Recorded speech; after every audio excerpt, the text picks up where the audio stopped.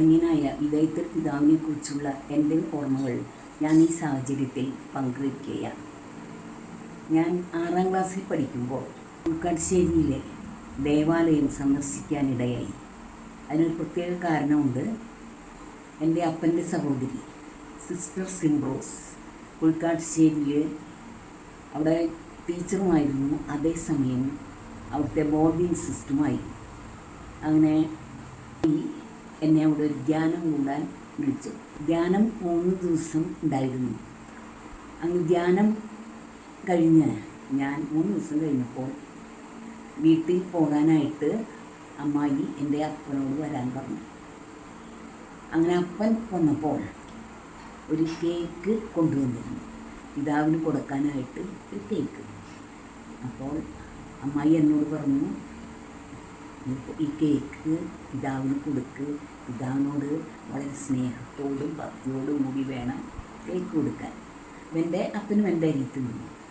അപ്പോൾ അങ്ങനെ കൊടുക്കാൻ ഞാൻ കടന്നു കഴിയുമ്പോൾ ഉള്ള ആ പിതാവിൻ്റെ രൂപം ഞാൻ മറക്കില്ല. ആ ചാരുകസേരയിൽ കാലുയർത്തി വെച്ച് 2 കൈയിലും കൈലിമുണ്ടും ബനിയനിട്ട പിതാവ്. അപ്പോൾ എൻ്റെ മനസ്സിലേക്ക് പെട്ടെന്ന് ഓർമ്മ വന്നത്, ഇതൊരു വൈദികൻ തന്നെയാണോ? എൻ്റെ അപ്പാപ്പനെ പോലെയാണ് എനിക്ക് തോന്നിയത്. എൻ്റെ അപ്പാപ്പൻ കസേരയിൽ കിടന്ന് പേപ്പർ വായിക്കുന്ന ഒരു പ്രതീതി. ഞാൻ കേക്ക് കൊണ്ടുപോയി പിതാവിൻ്റെ കയ്യിൽ കൊടുത്തു. അപ്പോൾ അമ്മായിയും അരിത്തുണ്ടായിരുന്നു, അപ്പനും അരിത്തുണ്ടായിരുന്നു. അപ്പോൾ അമ്മായി പറഞ്ഞു, ഇത് എൻ്റെ ആങ്ങളെയാണ്, ഇത് ആങ്ങളയുടെ മകളാണ്, ഇവിടെ കുട്ടികളുടെ കൂടെ ധ്യാനം കൂടാൻ വന്നതാണ്, ഇപ്പോൾ പിതാവിനെ കാണാനായിട്ട് വന്നതാണെന്ന് പറഞ്ഞു. അപ്പോൾ ഞാൻ കേക്ക് വളരെ ഭക്തിപൂർവ്വം അച്ഛൻ്റെ കയ്യിൽ കൊടുത്തു.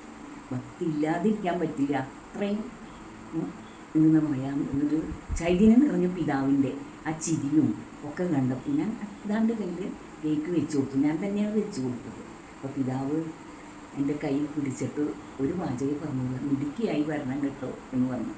ആ പിതാവിൻ്റെ സ്പർശം ഇന്നും ഞാൻ എൻ്റെ മനസ്സിൽ ഓർമ്മിക്കുന്നുണ്ട്. എൻ്റെ അപ്പനും എൻ്റെ അരിയത്ത് നിൽക്കുന്നുണ്ട്. അപ്പോൾ പിതാവേ, ഞങ്ങൾ പോകട്ടെ എന്ന് അപ്പൻ ചോദിച്ചു.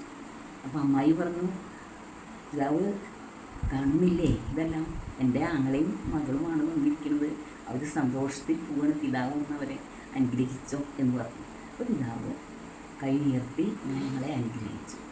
ഈ ഓർമ്മകൾ ഇത്രയും കാലമായിട്ടും എനിക്ക് മറക്കാൻ കഴിഞ്ഞിട്ടില്ല. ഞാനത് വളരെ വ്യക്തമായിട്ട് ഓർക്കണം. ആ കസേരയിലിരിക്കുന്ന പിതാവിൻ്റെ ചൈതന്യം നിറഞ്ഞ ആ മുഖം. വളരെ വയസ്സായെങ്കിലും എന്താ പറയുക, ഞാൻ അത്രയും സന്തോഷത്തോടുകൂടി അതെനിക്ക് ഇപ്പോഴും കൃത്യമായിട്ട് ഓർക്കാൻ കഴിയുന്നുണ്ട്. സ്കൂളിൽ ജോലി ചെയ്യുന്ന കാലത്ത് വലിയ ആഴ്ചകളിൽ ഉച്ചതിരിഞ്ഞ് ഉള്ള കുർബാനയ്ക്ക് ഞാൻ ആരോട് പറയാറില്ല, വീട്ടിലും പറയാറില്ല. 3:30-ക്ക് ഉച്ചയ്ക്ക് ഞാൻ ലീവ് എടുത്ത് 3:30-യുടെ കുർബാനയ്ക്ക് ഞാൻ പോകും വെള്ളിയാഴ്ച. അത് കഴിഞ്ഞ് സാധാരണ സ്കൂൾ വിട്ട് വരണ സമയത്ത് ഞാൻ വീട്ടിൽ വരും.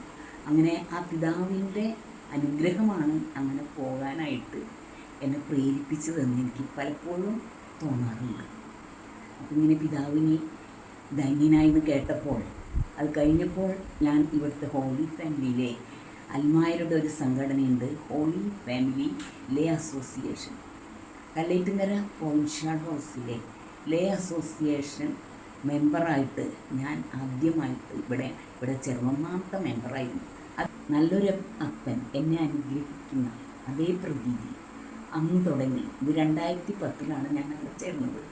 ആ 2010 മുതൽ ഇന്ന് വരെയുള്ള എല്ലാ പ്രവർത്തനങ്ങളിലും ഞാൻ സജീവമായിട്ട് പ്രവർത്തിച്ചിട്ടുണ്ട്. എനിക്കതിൽ വളരെ ചാരിതാർത്ഥ്യമുണ്ട്. ഇതിനൊക്കെ എനിക്കൊരു പ്രചോദനമായത് വിധേയത്തിൽ അച്ഛൻ്റെ ആ സ്നേഹവും ബഹുമാനവും അനുഗ്രഹവുമാണെന്ന് ഞാൻ എൻ്റെ മനസ്സിൽ ഓർക്കുന്നു. പിന്നെ ആ പിതാവിൻ്റെ അനുഗ്രഹം എനിക്ക് വളരെയധികം ഉണ്ടായിട്ടുണ്ട്. അതുകൂടാതെ ഞാൻ കഴിഞ്ഞ ദിവസങ്ങളിൽ അച്ഛൻ്റെ കുർബാനയ്ക്ക് പോകാനായിട്ട് ഞാൻ നിന്നപ്പോൾ എൻ്റെ മകൻ്റെ ഭാര്യയും 2 കുട്ടികളും ഇവിടെ ഉണ്ടായിരുന്നു. മകൻ്റെ ഭാര്യയ്ക്ക് ഭയങ്കര പനിയും തുമ്മലും ചുമയും ഒക്കെ ആയിരുന്നു. അപ്പോൾ പോകാൻ വിളിച്ചപ്പോൾ ആൾ പറഞ്ഞത് എന്താണെന്നോ, മമ്മി ആരാധിക്കുന്ന പിതാവിൻ്റെ പക്കലേക്ക് ഞാൻ വരുന്നത്, അപ്പോൾ എന്തായാലും എൻ്റെ പനി രോഗങ്ങളും ഒക്കെ പിതാവ് മാറ്റും എന്ന് പറഞ്ഞ് ഞങ്ങൾ ആ കുർബാനയ്ക്ക് കുർബാന തുടങ്ങുന്നതിന് മുൻപ് 2 മണിക്ക് എൻ്റെ വീട്ടിൽ നിന്ന് ഞങ്ങൾ പുറപ്പെട്ടു. അവിടെ വന്ന് പിതാവിൻ്റെയും വിശുദ്ധ മറിയം ത്രേസ്യായുടെയും ആ ശവകുടീരത്തിൽ മുട്ടുകുത്തി ഞങ്ങൾ കുറേ സമയം പ്രാർത്ഥിച്ചു.